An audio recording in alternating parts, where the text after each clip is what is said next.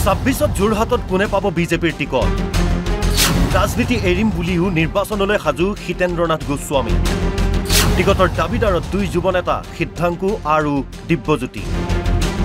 ৰাজ্যৰ বিধানসভা নিৰ্বাচনলৈ মাজত মাথো কেইটামান মাহ ইতিমধ্যে 2026ৰ নিৰ্বাচনৰ বাবে সকলো দলেই প্ৰস্তুত কৰিছে ৰণনীতি এই ক্ষেত্ৰত যোৰহাট বিধানসভা সমষ্টিক লৈ আগবাঢ়িছে শাসক বিৰোধী দল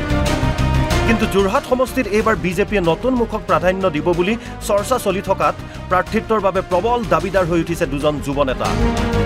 ইয়াৰে এজন বিজেপিৰ যুৱ মৰ্চাৰ প্ৰাক্তন ৰাজ্যিক সভাপতি তথা বৰ্তমানৰ ৰাজ্যিক সম্পাদক সিদ্ধাংকু অংকুৰ বৰুৱা আৰু আনজন হ'ল জিলা বিজেপিৰ উপসভাপতি দিব্যজ্যোতি লিখক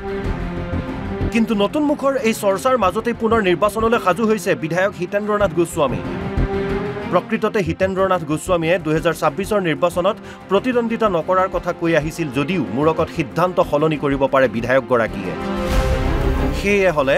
2026ত যোৰহাটত বিজেপিৰ টিকটৰ অন্যতম দাবীদাৰ হ'ব পাৰে বৰ্তমানৰ বিধায়ক গোস্বামী এই প্ৰসংগত হিতেন্দ্ৰনাথ গোস্বামীয়ে কয় যোৰহাটত বহু উন্নয়ন হৈছে আৰু বহু কাম কৰিবলগীয়া আছে যোৰহাটত প্ৰয়োজন এজন শক্তিশালী প্ৰাৰ্থী সেয়ে ৰাজ্যিক সভাপতি দিলীপ শইকীয়া আৰু মুখ্যমন্ত্ৰীৰ লগত আলোচনা কৰি দুমাহৰ ভিতৰত নিজৰ স্থিতি ৰাজহুৱা কৰাৰ কথা কয় বিধায়ক গোস্বামীয়ে বহুতেতো মোক দেখিবলৈ বিচাৰে মই নিবিচাৰে নহয় কিন্তু এইটো আছে মই কেতিয়াবা ভাবোঁ যে আমি এটা দীঘলীয়া সময়ৰ কাৰণে হৈছিলোঁ কিন্তু যোৰহাটৰ অভাৰঅল ডেভেলপমেণ্টৰ কাৰণে এজন মোতকৈ শক্তিশালী মানুহ লাগে মই এনেকৈ ভাবোঁ কেতিয়াবা আৰু মই মানে এইটো নিবিচাৰোঁ যে একেবাৰে শেষ বয়সলৈকে মই ইয়াত এমএলএ হৈ থাকিব লাগে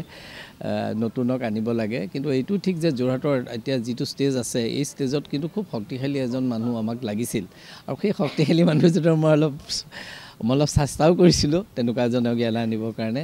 আনফৰ্চুনেটলি সেইটো কিমান সফল হ'ব মই নাজানো কিন্তু এই ডেভেলপমেণ্টৰ কামবিলাক হৈ আছে কাৰণে মই এৰি দিব খোজা নাই মই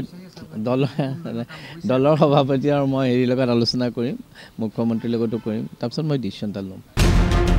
ইপিনে যোৰহাট সমষ্টিৰ বাবে টিকটৰ আশাত থকা যুৱ নেতা সিদ্ধাংকু অংকুৰ বৰুৱা আৰু দিব্যজ্যোতি লিখকে নিজৰ গ্ৰহণযোগ্যতাৰ সন্দৰ্ভত এনেদৰে কয় যোৰহাট সমষ্টিটো ৰাইজৰ কাষ চাপিবলৈ চেষ্টা কৰিছোঁ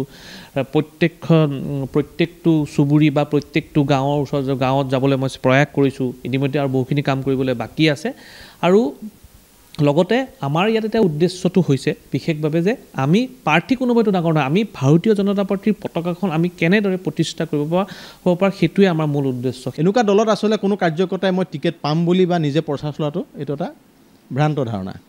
সেইকাৰণে মই প্ৰচাৰ চলাটো কেতিয়া মোক দলে টিকেট নিদিব দলে যদি যোগ্য বুলি ভাবে যোৰহাট সমষ্টিৰ এজন ব্যক্তি হিচাপে আৰু সমষ্টিৰ এজন ৰাজনৈতিক কৰ্মী হিচাপে আৰু দীৰ্ঘদিনীয়া যেতিয়া ৰাজনৈতিক পৰিক্ৰমা পাৰ কৰিছোঁ দলে যদি চিন্তা চৰ্চা কৰে আৰু দলে যদি সুযোগ সুবিধা প্ৰদান কৰে তেতিয়াহ'লে নিৰ্বাচনী ৰাজনীতিত অংশগ্ৰহণ কৰিম এতিয়া যোৰহাটক লৈ দলীয় কৰ্মীৰ মাজত এটাই প্ৰশ্ন নতুন মুখে স্থান পাব নে হিতেন্দ্ৰনাথ গোস্বামী পুনৰ প্ৰাৰ্থিত্ব পাব যদি নতুনে সুযোগ পায় তেন্তে হিতেন্দ্ৰনাথ গোস্বামীক দলে কি দায়িত্ব অৰ্পণ কৰিব তাক লৈও অন্য একাংশৰ চৰ্চা অৱশ্যে সকলো সময়তে স্পষ্ট হৈ উঠিব